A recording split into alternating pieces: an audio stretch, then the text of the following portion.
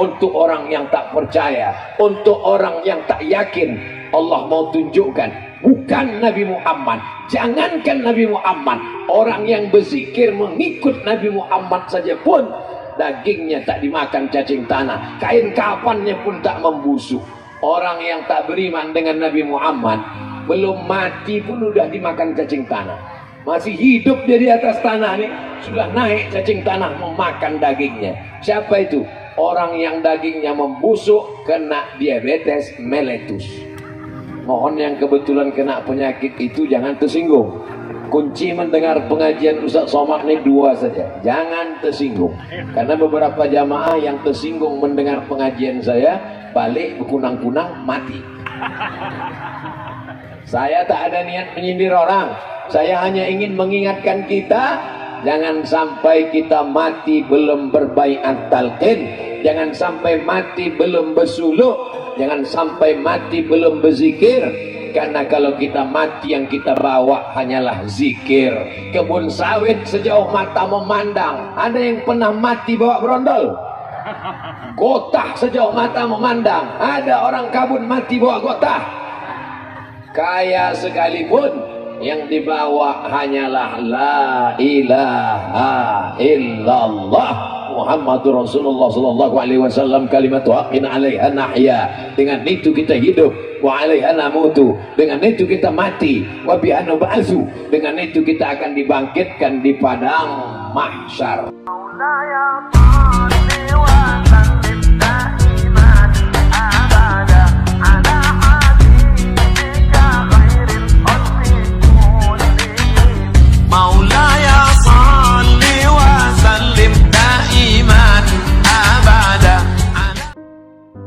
Kalau tidak ada kerjasama, mungkinkah terwujud acara itu?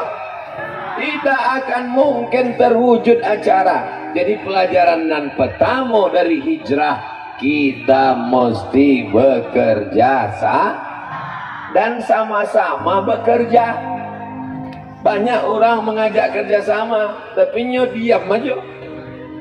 Banyak orang mengajak bekerja sama, tapi tidak sama-sama bekerja.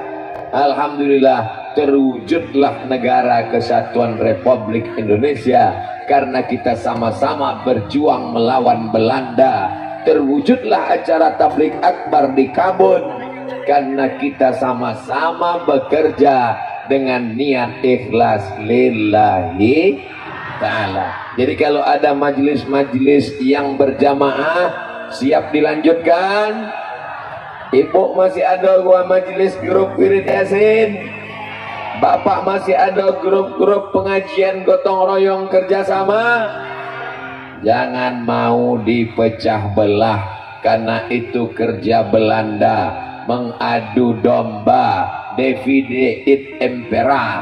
Sedangkan kita diajarkan wa'tasimu bihablillah, bekerja sama dalam tali Allah. Apa tali Allah itu? Islam. Apa isli Islam itu? Asyhadu an la ilaha illallah wa asyhadu anna Muhammadan Rasulullah. Iko kalau kerjasamanya tak baik, apakah mungkin suara Abdul Somad kau bisa sampai ke ujung? Mana mungkin. Coba kalau teknisi mikrofon kau tak kerjasama, di setelnya hilang suara lu, mati Abdul Somad. Coba kalau orang pasang tenda kok dipasangnya pakai paku payung, diembus angin melayang, habis acaraku. Aku tahan nangis apa-apa di belakang. Bapak Ibu saudaraku yang dimuliakan Allah, jadi banyak orang kadang menganggap berhasil sesuatu karena dia, padahal bukan. Ini terwujud karena kita bersama. Jangan takbur, jangan sombong. Kenapa masyarakat ange-ange panas-panas tadi berkumpul di lapangan sepak bola di Kabun? Itu karena Ustadz Abdul Somad? Bukan, tapi karena kerjasama kita semuanya. Siapa yang paling banyak pahalanya? Apakah ketua panitia? Apakah yang tausiah? Apakah Pak Ahmad? Apakah semua hadirin hadirat? Yang paling besar pahalanya adalah yang ikhlas. Ya Allah, jadikan kami semua ini ikhlas beramal karena Engkau ya Allah. Mudah-mudahan kita semua dijadikan orang beramal ikhlas sampai mati husnul khatimah. Yang terakhir keluar dari mulut la ilaha illallah Muhammadur Rasulullah. Itu pelajaran pertama dari hijrah. Berikutnya yang ke apa pula langsung kompet. Nampaknya kepanasan jemaah. Yang kedua adalah Nabi tidak langsung ke Madinah, tapi transit dulu di Jabal Sur, tempat menerima wahyu Jabal Nur. Tempat transit Jabal Sur, tempat menerima wahyu Iqra Jabal Nur. Tempat hijrah Jabal Sur. Iko jamaah haji balik dari haji ke kampung, bercerita tentang di Makkah. Aku potong naik ke Jabal Sur, padahalnya naik ke Jabal Nur. Dan bercerita lupa, yang mendengar tak tahu, sama-sama mengangguk. Sampai turunnya Iqra bismi rabbikal ladzi khalaq, khalaqal insana min 'alaqin, Iqra wa rabbukal akramul ladzi 'allama bil qalam, 'allamal insana ma lam ya'lam. Itu di Jabal entah Nur, entah Sur, pokoknya bule kan aja mulut. Kalau awak surang ketahuan salah, tapi kalau bersama-sama tidak ketahuan. Sampai turunnya Iqra Jabal Nur, sampai transit Jabal Sur. Mengapa transit dulu sampai ompek malam? Hari Kamis malam Jumat dia teh, hari Jumat malam Sabtu dia teh, hari Sabtu malam Ahad dia teh, hari Ahad malam Senin baru mereka bertolak. Ini namanya strategi. Apa namanya? Strategi. Jadi hijrah kau berstrategi, bukan asal-asal tawakal. Kamu mau kemana? Mau hijrah. Bagaimana proses hijrah? Bismillahirrahmanirrahim. Allah, la haula wala quwata illa billah. Mati ya Pak. Jangan pandang musuh dengan mata yang rabun. Berstrategi memerangi narkoba, berstrategi membina anak muda, berstrategi membuat tabligh akbar, berstrategi dalam berdakwah. Ini strategi dari siapa? Dari Allah turun ke Nabi Muhammad sallallahu alaihi. Nabi Muhammad itu penuh dengan strategi. Coba kita lihat pada perang Badar. Perang Badar, pagi-pagi Nabi membuat barisan. Paling pagi Nabi datang ke tanah lapang Badar. Kenapa? Karena kalau pagi awak datang, awaklah yang menguasai tempat. Betul? Mana buktinya? Iko barisanan mukoko yang paling berstrategi. Mereka menguasai tempat kok. Di bookingnya duluan. Nah, itu apa-apa yang dibawa pokok sawit itu tidak dapat tempat. Direbut oleh yang di muka kok. Sedang panas teriknya dapat, apalagi kalau tidak panas terik. Ini berstrategi. Lalu kemudian masuk ke dalam selimut tempat tidur Nabi. Karena nanti malam jam 1 mereka akan membuka selimut itu. Mereka akan cincang, tapi tak mungkin langsung cincang.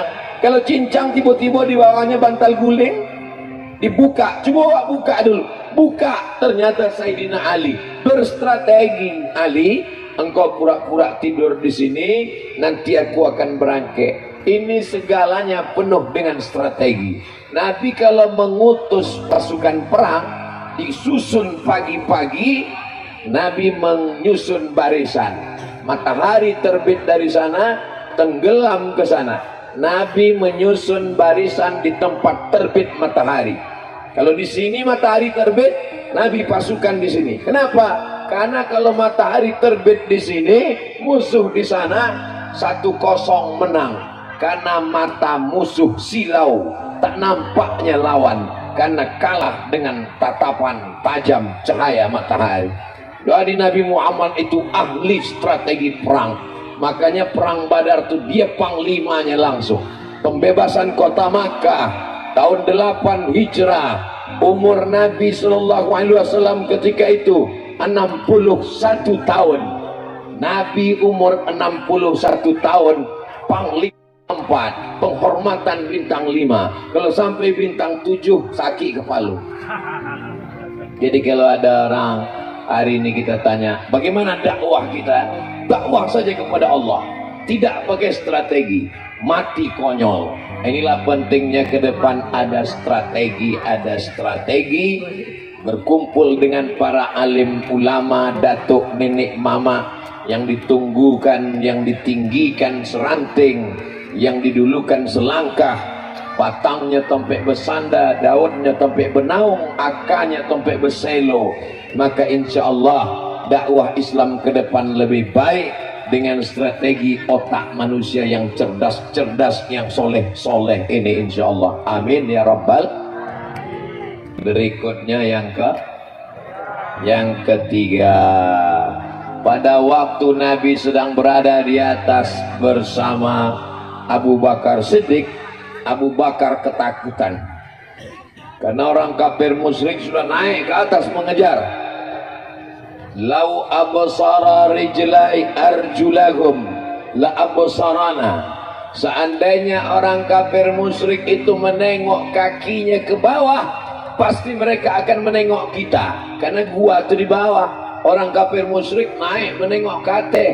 Kata Abu Bakar, seandainya mereka menengok ke bawah ya Rasulullah, pasti mereka akan menengok kita.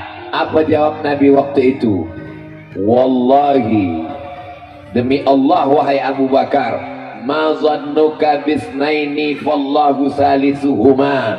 Kalau kau sangko awak disiko berdua, maka sesungguhnya ada yang ketiga bersama kita. Siapa yang ketiga itu?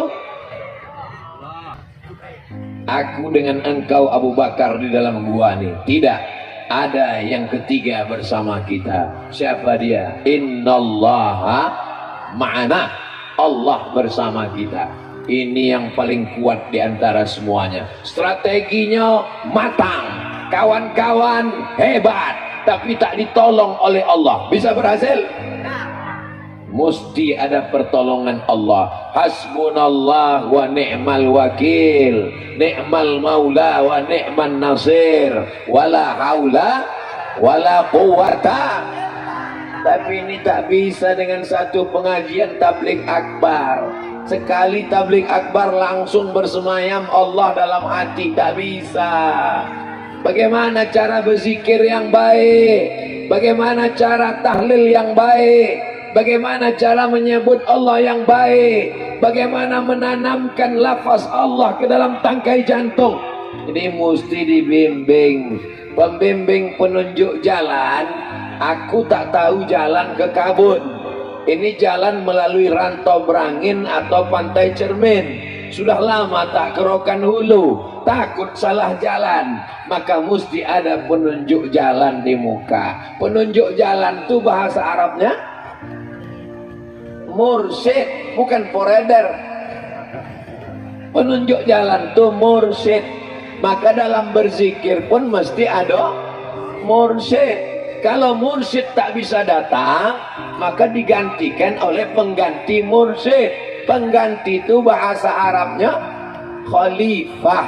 Nabi Muhammad meninggal, digantikan pengganti. Itulah dia khalifah Abu Bakar. Bahasa Arabnya khalifah. Orang Melayu tak payah menyebut khalifah. Nah kalau ditanya, siapa tadi itu? Khalifah. Itu pengganti Syekh Mursyid untuk membimbing awak. Alhamdulillah, di kampung awak tidak perlu jauh-jauh, ada mursyid awak. Siapa mursyid awak di siko? Tuan Syekh Alaidin Athari bin Syekh Mursyid Aidarus bin Syekh Mursyid Abdul Ghani Al-Kampari. Saya berceramah ke Aceh di Aceh itu ada 4 wali Allah. Di antara 4 wali Allah itu yang pertama Syekh Abdul Rauf As-Singkili, yang kedua adalah Syekh Hamzah Al-Fansuri, yang ketiga adalah Tuan Syekh Krongkali, yang keempat adalah Syekh Mudawali. 4 nama ini pun keluar juga ujian semester nanti. Saya tanyalah sama kawan-kawan saya di Aceh, siapa aja wali-wali di Aceh yang disepakati oleh ulama? Ada 4 Ustadz Somad. Syekh Abdul Rauf As-Singkili, Syekh Hamzah Al-Fansuri, Tuan Syekh Krongkali, dan Syekh Mudawali. Syekh Mudawali itu mursyid tarekat Naksabandiyah. Betul, dia mengambil tarekat Naksabandiyah ini dari siapa? Tuan Syekh Mudawali, wali Allah di Aceh, mengambil tarekat Naksabandiyah bersuluk 40 hari 40 malam dari Syekh Abdul Ghani. Tuan Syekh Abdul Ghani punya anak namanya Syekh Aidarus. Syekh Aidarus punya anak namanya Syekh Alaidin At-Tari. Itulah yang ada di samping ambo sebelah kiri tadi. Begitulah awak tinggal mengambil baiat. Jadi kalau ada orang kabun, orang rokan hulu yang belum mengambil baiat tarekat Naksabandiyah, belum bersuluk, itu sama dengan ayam mati di lumbung padi. Padinya banyak. Nanti Bapak Ibu kalau pergi ke Aceh, yang ditanya orang Aceh tak menanya gubernur, orang Aceh tak menanya bupati. Yang ditanya orang Aceh, kenal dengan Tuan Syekh Abdul Ghani? Kenal. Ustaz Somad dari Riau? Iya, kenal dengan Tuan Syekh Abdul Ghani. Kenapa mereka tanya? Karena dalam silsilah zikir mereka, yang mereka bacakan Al-Fatihah sebelum tuajuh, yang mereka baca Al-Fatihah sebelum berzikir. Untuk silsilah tarekat Naksabandiyah, kata mereka mengambil dari siapa? Profesor Syekh Muhibbuddin Wali. Syekh Muhibbuddin Wali dari siapa? Dari Syekh Mudawali. Syekh Mudawali dari siapa? Dari Syekh Abdul Ghani. Mereka ingin tahu, mereka belum pernah ke Riau sebagiannya. Kenal tak Ustaz Abdul Somad? Mudah-mudahan nanti Bapak Ibu membuktikan cakap saya ini, panjang umur sehat badan. Bapak Ibu main ke Banda Aceh, ke Maulabu, ke Darussalam, insya Allah panjang umur sehat insya Allah. Amin ya Rabbal. Ado awak masih bersuluk Buya di Darussalam? Ado, setahun berapa kali bersuluk? 2 kali. Yang pertama Idul Fitri, Ramadan, sebelum Ramadan, Sya'ban, 40 hari. Sesudah itu di bulan Zulqa'dah, Zulhijjah, 20 hari. Berarti setahun ada 2 kali bersuluk. Apa yang dilakukan orang dalam suluk? Menanamkan ismuzat, zikir Allah Allah ke dalam jantung. Allah Allah Allah Allah Allah Allah Allah Allah Allah Allah Allah Allah. Supaya apa? Supaya kita merasa selalu bersama dengan Allah Subhanahu wa taala. Mutu qabla an tamutu, mati sebelum mati. Banyak orang menyebut subhanallah subhanallah subhanallah, tangannya menghitung subhanallah, mulutnya menyebut subhanallah, tapi hatinya tak mengingat Allah karena belum tertanam di dalam. Mulutnya subhanallah subhanallah, hatinya mengingat sawit, namanya zikir brondol. Mulutnya menyebut la ilaha illallah, la ilaha illallah, la ilaha illallah, otak dan hatinya kemana-mana. Kenapa? Karena belum ditanamkan, ditalkinkan, dibisikkan oleh Syekh Mursyid awak. Digulung pakai kain kapan macam mati, dimandikan mandi taubat macam mandi jenazah, dibalut disampul. Setelah itu apa kata Syekh Mursyid? Ditalkinkan ke telinga awak, la ilaha illallah. Banyak orang menganggap suluk ini menunggu tua. Jangan sampai bersuluk menunggu tua, sebab malaikat maut kalau datang tidak menengok akte kelahiran. Yang masih muda pun mesti bersuluk, karena kalau sudah datang masanya kita semua akan mati. Orang kaya mati, orang susah memang tak mati, setengah mati. Orang ganteng mati, orang tak ganteng bisa umur panjang. Ajal dalam kuasa Allah, semua dalam genggaman kudrat iradat Allah subhanahu wa ta'ala. Jadi bapak ibu yang sudah berzikir, yang sudah bersuluk, dari mana tarekat Naqsabandiyah ini? Dari Syekh Bahauddin An-Naqsabandi sampai ke atas ke siapa? Ke Sayyidina Abu Bakar Siddiq. Abu Bakar dari siapa? Dari Nabi Muhammad SAW. Di mana diambilnya cara berzikir? Itulah dia waktu malam sebelum hijrah, ketika berada di Jabal Sur, mereka sedang belajar bagaimana cara berzikir. Afdalu zikri fa'lam annahu la ilaha illallah. Kalimatu haqqin 'alaiha nahya, dengan itu kita hidup. Wa 'alaiha namutu, dengan itu kita mati. Wa biha nub'atsu, dengan itu kita akan dibangkitkan di padang mahsyar insyaallah. Nanti kalau kita mati sakratul maut, apa yang sering kita sebut, apa yang sering kita ingat, apa yang sering kita tonton, apa yang selalu awak tengok, apa yang selalu kita pikirkan, itulah yang akan datang waktu sakratul maut. Jangan heran nanti orang waktu mati mengingat solar. Jangan heran nanti ketika mau mati banyak orang mengingat mie goreng. Mie goreng itu bukan mie goreng Pak Ustadz, minyak goreng. Oh iya. Jangan heran nanti ketika akan mau mati orang mengingat, dibisikkan ke telinganya, la ilaha illallah. Dia bertanya, berapa harga sawit? Sebab itu yang selalu dia pikirkan. Orang bersuluk tetap menanam sawit, orang bersuluk tetap menanam gotah, orang bersuluk tetap berdagang, tapi hatinya tak putus. Allah, Allah, Allah, Allah, Allah, Allah, Allah, Allah, Allah, Allah, Allah. Tak berbunyi, tak bersuara, lidah tak bergerak.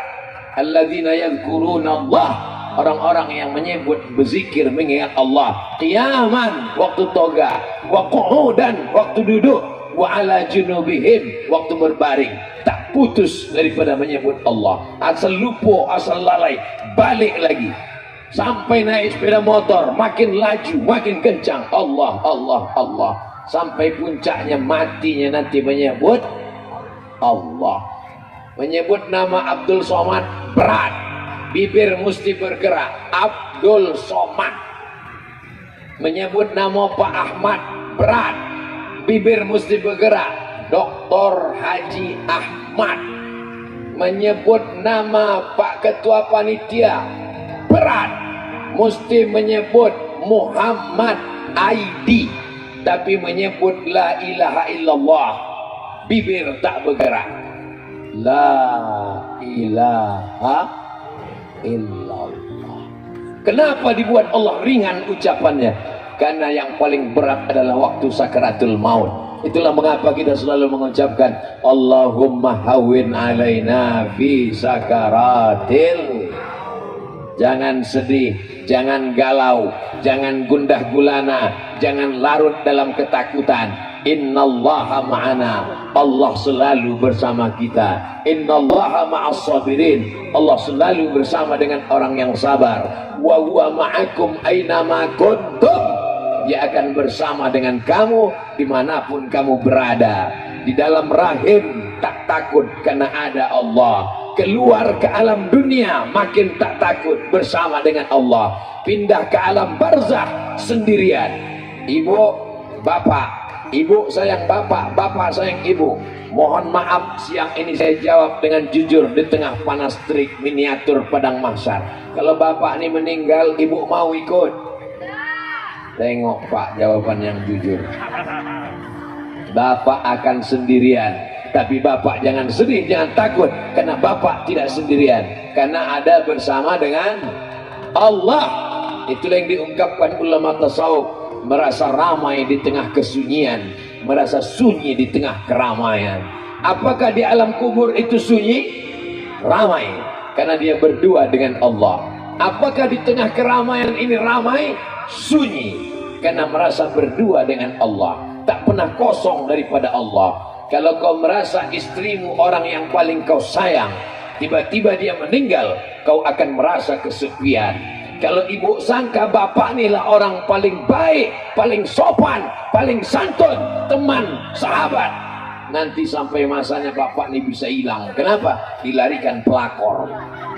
Ibu akan merasa kesepian, ibu akan merasa kesunyian. Tapi orang yang selalu bersama dengan Allah, ala inna awliya Allah, ketahuilah wali-wali Allah, la khaufun alaihim, tak ada rasa takutnya, walahum yahzanun, tak ada rasa sedihnya. Tapi rasa bersama dengan Allah itu tak bisa diceritakan.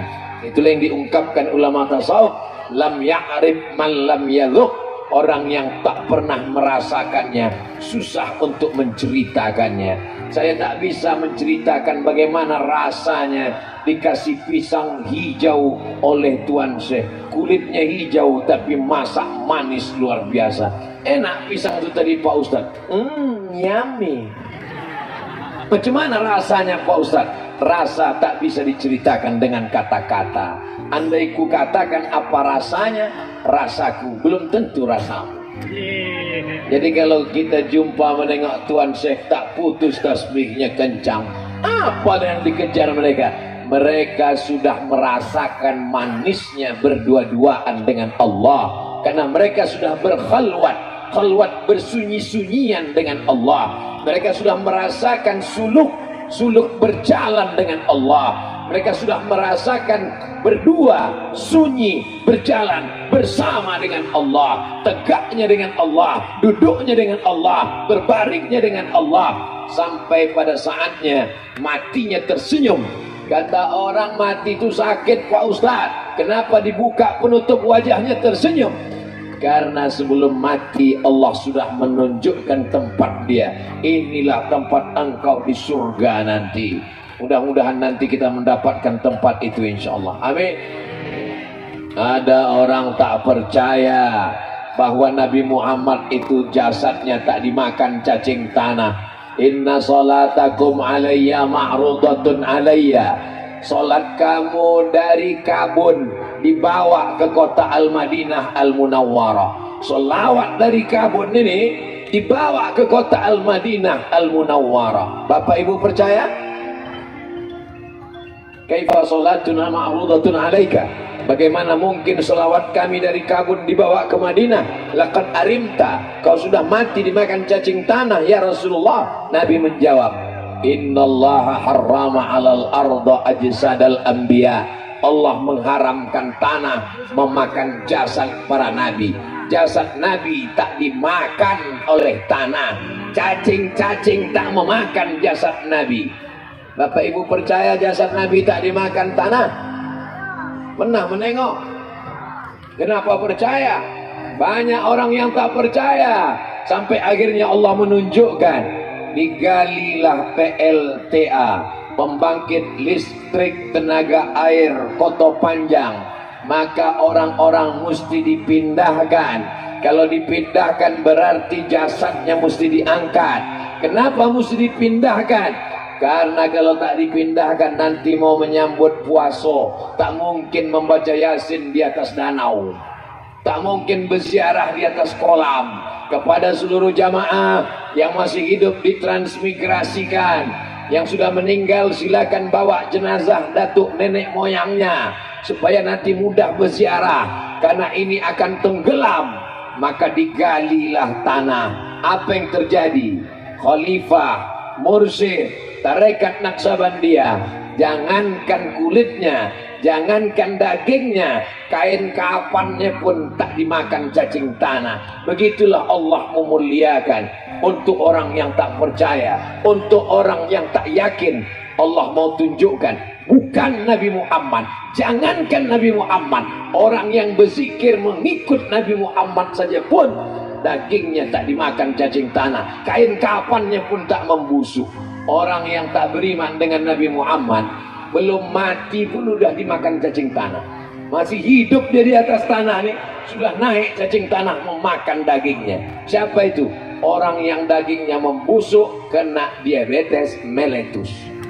Mohon yang kebetulan kena penyakit itu jangan tersinggung. Kunci mendengar pengajian Ustaz Somad ini dua saja, jangan tersinggung. Karena beberapa jamaah yang tersinggung mendengar pengajian saya, balik berkunang-kunang mati. Saya tak ada niat menyindir orang, saya hanya ingin mengingatkan kita, jangan sampai kita mati belum berbaiat talqin, jangan sampai mati belum bersuluk, jangan sampai mati belum berzikir. Karena kalau kita mati yang kita bawa hanyalah zikir. Kebun sawit sejauh mata memandang, ada yang pernah mati bawa berondol? Gotah sejauh mata memandang, ada orang kabun mati bawa gotah? Kaya sekalipun yang dibawa hanyalah la ilaha illallah Muhammadur Rasulullah sallallahu alaihi wasallam, kalimatu haqqin 'alaiha nahya. Dengan itu kita hidup, wa 'alaiha namutu. Dengan itu kita mati, wa biha nub'atsu. Dengan itu kita akan dibangkitkan di padang mahsyar. Padang pula padang panjang. Berikutnya yang keempat. Itu maka saya ceramah tuh pakai poin. Kenapa Ustaz Somad tuh ceramah pakai poin? Supaya yang tak tahan mendengar ceramah tahu dia sampai kemana hubungan kita ini Pak Ustaz. 1, 2, 3, sampai 5. Oh berarti sudah mau habis. Kenapa Ustaz Somad tuh kalau ceramah pakai hitung-hitung? Mengajarkan adik-adik supaya nanti kuliah pandai membuat ringkasan. Kenapa Ustaz Somad tuh kalau ceramah pakai poin 1, 2, 3, 4, 5? Supaya intel mudah buat laporan, supaya jangan sampai salah lapor. Insya Allah siapapun yang mendengarkan ceramah saya, dijamin 100% dia akan cerdas, dapat pengetahuan agama. Walaupun awalnya tidak ada niat untuk belajar agama, setelah mendengar ceramah saya, cerdas dia, dapat pengetahuan agama. Kenapa? Karena yang ceramah ini bukan Ustadz kaleng-kaleng, profesor, doktor. Tunggu tepuk tangannya nanti belum belakang.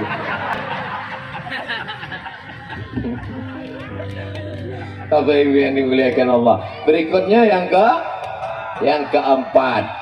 Pelajaran dari hijrah yang keempat. Saat Nabi sampai ke kota Al-Madinah Al-Munawwarah. Tala'al badru alaina min saniyatil wada' wajaba syukru alaina mada'a lillahi da' ayyuhal mab'usu fina ji'ta bil amril muta' ji'ta syarraftal madinah marhaban ya khairada.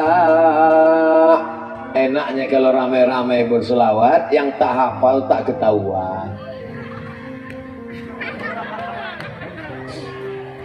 Disambutlah Nabi Muhammad di kota Al-Madinah Al-Munawwarah. Yang pertama dibangun Nabi bukan rumahnya. Yang pertama dibangun Nabi adalah Masjid Nabawi. Panjangnya 22 meter, ke belakang 15 meter. Itulah yang disebut dengan Taman Raudhah. Ma baina baiti wa mimbari, antara mimbarku dan kamarku adalah Taman Raudhah min riyadil jannah. Satu rakaat di situ sama dengan 500.000, sama dengan 50.000 rakaat di masjid-masjid yang lain. Mudah-mudahan kita tahun 1444 Hijrah ini bisa umrah, bisa haji. Andai mati kita belum melaksanakannya, sudah dapat niatnya. Innamal a'malu bin niat.